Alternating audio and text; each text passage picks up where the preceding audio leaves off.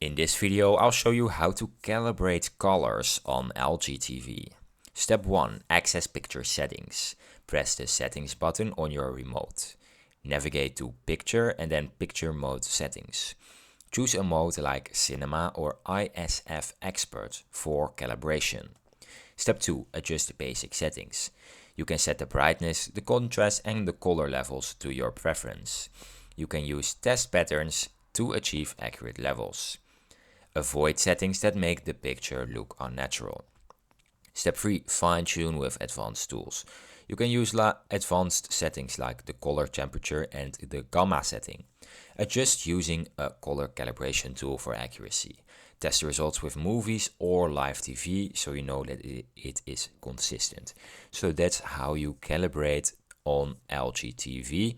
If you like this video, please subscribe, and if you have any questions, you can leave them in the comments down below and I'll try to help you.